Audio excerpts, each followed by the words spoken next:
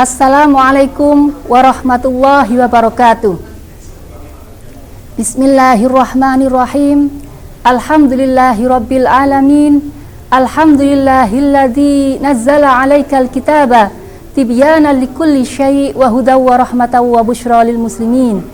Asyhadu an la ilaha illallah wahdahu la syarikalah wa asyhadu anna Muhammadan abduhu wa rasuluh. Wassalatu wassalamu ala sayyidil mursalin sayyidil arabi wal ajam wa ala alihi thayyibina wa ashabihi ajma'in wa la hawla wa la quwwata illa billahil aliyyil azim. Amma ba'du.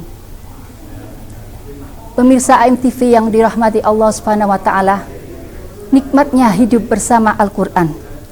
Untuk dapat merasakan nikmatnya bersama Al-Qur'an, hidup bersama Al-Qur'an, maka terlebih dahulu kita mengenal terlebih dahulu pada Al-Qur'an, yaitu dengan cara membaca, memahami, dan mengamalkannya.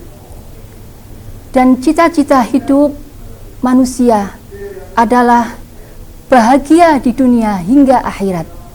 Untuk bisa bahagia di dunia maupun hingga sampai di akhirat, maka ada alamatnya, yaitu petunjuknya. Petunjuknya adalah Al-Qur'an. Al-Qur'an sendiri mengabarkan kepada kita bahwa Al-Qur'an itu adalah kitab yang penuh keberkahan. Di dalam surat Al-An'am ayat 155, surat ke-6, yaitu yang menyebutkan Bismillahirrahmanirrahim. Wa hadza kitabun anzalnahu mubarakun fattabi'uhu wattaqu la'allakum turhamun. Dan inilah kitab yang penuh keberkahan, maka ikutilah dan bertakwalah agar engkau mendapat rahmat. Bahwa dengan mengikuti Al-Qur'an, hidup kita akan penuh keberkahan. Itulah jalan satu-satunya bahwa kebahagiaan itu adalah penuh dengan keberkahan. Keberkahan itu adalah kebaikan yang terus-menerus. Khairul mustaqir, khairullah, kebaikan dari Allah. Kita hidup dari kebaikan Allah Subhanahu wa taala. Bahasa-bahasa dalam Al-Qur'an pun menyebutkan seperti kadang kita merasakan diri kita itu sendiri dalam hidup ini. Diingatkan oleh Allah Subhanahu wa taala, kalau kita merasa hidup sendiri, kita itu terlalu jauh kepada Al-Qur'an. Al-Qur'an menyebutkan la tahzan innallaha ma'ana. Jangan bersedih, sesungguhnya Allah bersama kami.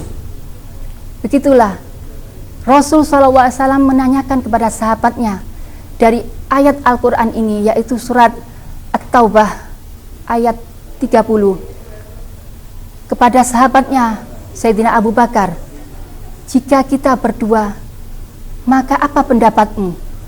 Yang ketiga adalah Allah Subhanahu wa taala. Dan jika kita, para pemirsa yang ada di rumah, semua pemirsa AMTV, ada beberapa juta, maka yang juta satu adalah Allah Subhanahu wa taala yang melihat kita semua. Maka tentunya bersama Al-Qur'an kita tidak akan merasa sendiri. La tahzan innallaha ma'ana. Jangan bersedih, sesungguhnya Allah bersama kita. Ada bahasa juga dalam Al-Qur'an yang menyebutkan kalau kita merasa beban hidup kita terlalu berat, terlalu banyak pikiran, terlalu banyak yang kita harus lakukan, maka Allah sendiri yang menyebutkan dalam Al-Qur'an di surat Al-Baqarah, la yukallifullahu nafsan illa wus'aha. Sesungguhnya aku tidak akan memberikan berat beban yang melebihi dari kemampuanmu. Begitulah Al-Qur'an menyebutkan, menenangkan hati kita, karena Al-Qur'an memang syifa'ul lima fis sudur, obat di dalam hati, menunjukkan kepada kita bagaimana cara mengatasi problem-problem dalam hidup ini. Bahkan ada juga kita dalam masa pandemi ini sudah lebih dari 1 tahun. Bahkan kita tidak tahu sampai kapan Allah menyebutkan dalam Al-Qur'an, fa innama yusri yusra, sesungguhnya bersama kesulitan itu, fa innama usri yusra, sesungguhnya bersama kesulitan itu ada kemudahan. Subhanallah. Kemudahan itu akan diberikan oleh Allah Subhanahu wa taala dengan tanpa terduga oleh kita.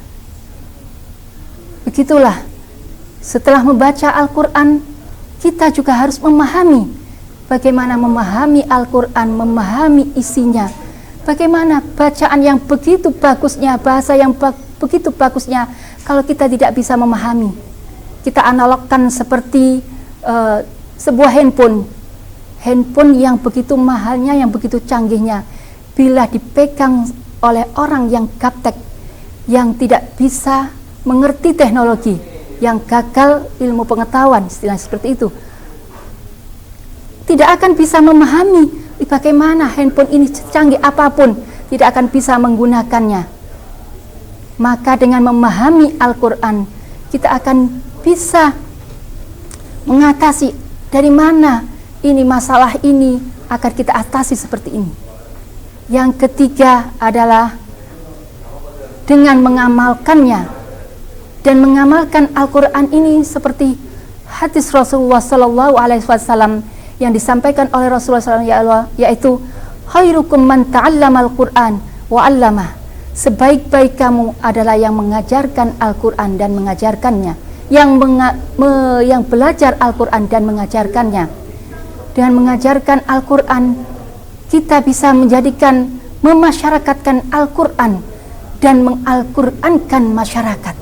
Seperti itulah Al-Quran bersama kita.